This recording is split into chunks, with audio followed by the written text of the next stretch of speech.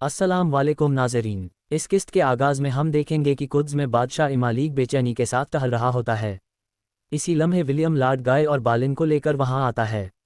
बालिन कहता है, मैं हैरान हूं कि मुझे इतनी जल्दी क्यों बुलाया गया जबकि मैं मिस्र की जानिब रवाना होने वाला था।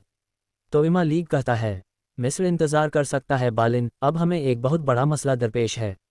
तुम्हें फ़ौरन गज़ा जाना है, वहाँ एक बहुत बड़ा सानिहा पेश आया है। मुसलमानों के लिए जिस जगह बहुत अकीदत है, जहाँ उनके अजीम पैगंबर के परदादा की कब्र है, वहाँ कई मासूम लोगों को मारा गया है। ये सुनकर बालिन पूछता है, ये हमने नहीं किया ना? तो इमालीक कहता है, बालिन, यकीनन हमने नहीं किया, इसीलिए सुल्तान नूरुद्दीन की जानिब से हमें जवाबदेह ठहराए जाने से पहले हमें हरकत में आना होगा। ये वक्त है कि तुम सलाहुद्दीन के साथ दोस्ती के सम्राट हासिल करो। जाओ और सलाहुद्दीन को कायल करो। सुल्तान नूरुद्दीन ने उसे गज़ा भेजा है, उसके साथ हरकत में आओ। इस मामले का जिम्मेदार या जिम्मेदारों का सरगना कौन है, उसके हिस्सेदार को तलाश करना ज़रूरी है।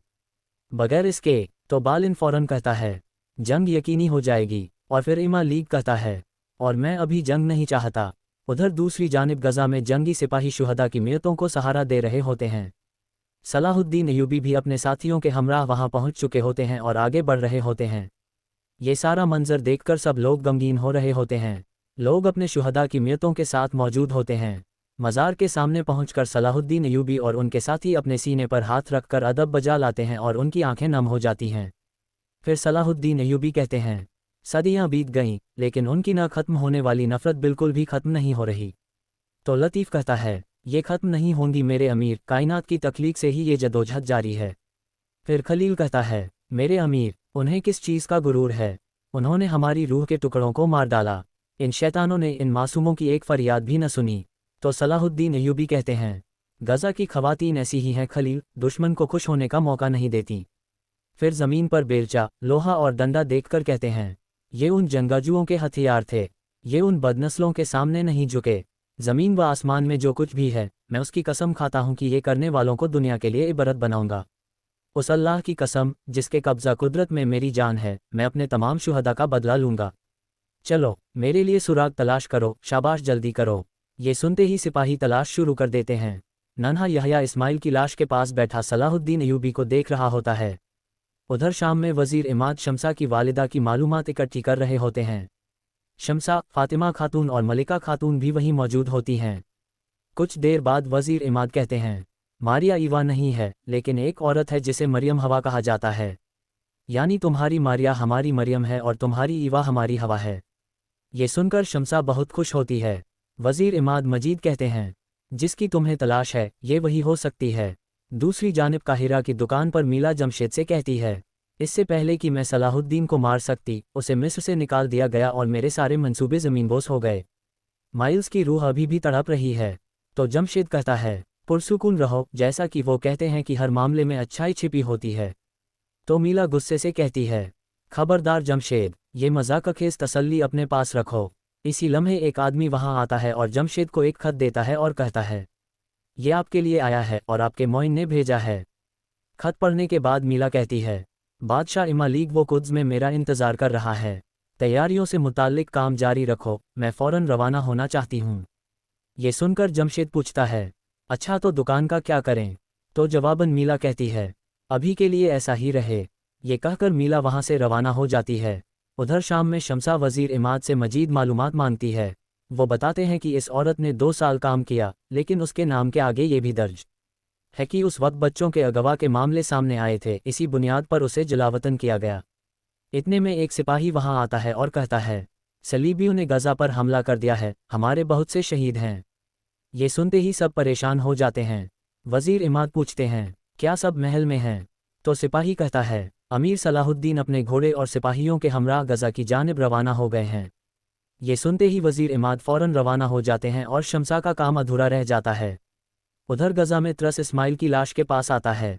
उसका चेहरा देखकर वो बहुत गमगीन हो जाता है और कहता है, आह मेरे हाफिज़ इस्माइल। फिर उसकी आंखें बंद कर देता है और मुट्ठी बंद करते हुए कहता है, मैं कसम खाता हूँ कि तुम्हारा खून ज़मीन पर रायगा नहीं जाने दूंगा।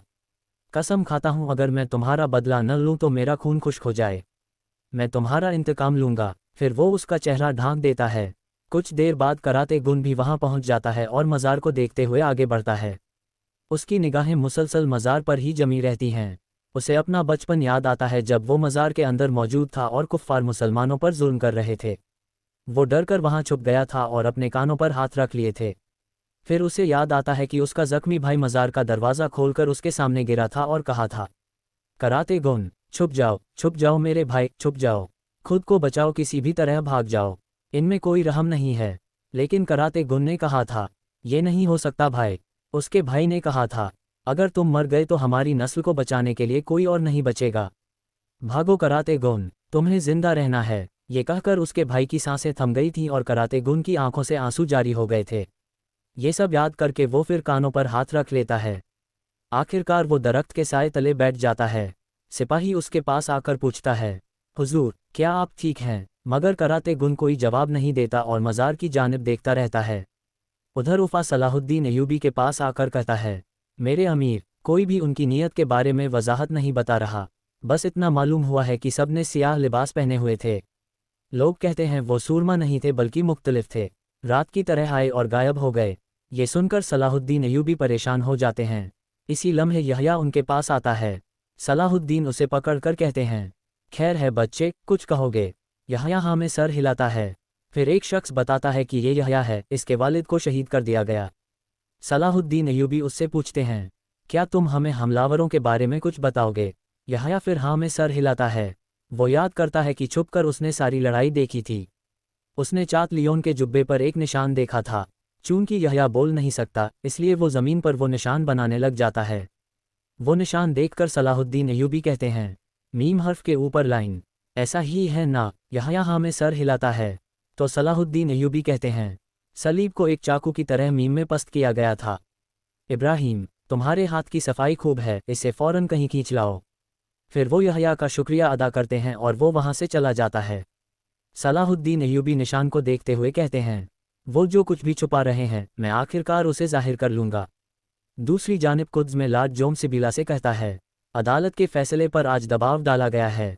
मैं अब बाज़ाफ्ता तौर पर एक ऐसा आदमी हूँ जिसने अपना सारा माल खो दिया है। ये सुनकर सिबिला कहती है, नहीं, हमारी सबसे बड़ी दौलत हमारा आने वाला बच्चा है। तुम मजबूत रहो लॉर्ड जोम। वैसे भी अजीब और गैर मुतवक्का चीज़ें हो रही हैं। तो लॉर्ड जोम पूछता है, क्या हुआ है? सिबिला कहती है, उन्होंने गज़ा पर हमला किया है। बहुत से मुसलमान मारे गए, बहुत से नौजवान। ये सुनकर लॉर्ड जोम पूछता है, ये किसने किया? तो सिबिला कहती है, अभी तक मालूम नहीं है। मेरे बाबा ने इस सवाल का जवाब तलाश करने के लिए बालिन को गज़ा भेजा है। तो लॉर्ड जोम कहता है, ये बिल्कुल सही इंतखाब है। बादशाहत में मुसलमानों के साथ तल्लुकात रखने के लिए बेहतरीन शख्स बालिन है। वो मुझसे मिलने आया था और मेरा शुक्रिया अदा किया था। ये सुनकर सिबिला मुस्करा देती है। और नाज़रीन, इसके साथ ही किस्त भी ख़त्म करते हैं। मिलते हैं बहुत जल्द अगली किस्त के साथ। वीडियो को लाइक कर दें और जिन दोस्तों ने अभी तक चैनल सब्सक्राइब नहीं किया वो जल्दी से सब्सक्राइब कर दें और बेल आइकन यानी घंटी वाले निशान को भी दबा दें ताकि आने वाली किस्तें आपको बआसानी मिल सकें। दुआओं में याद रखें। अल्लाह हाफ़िज़।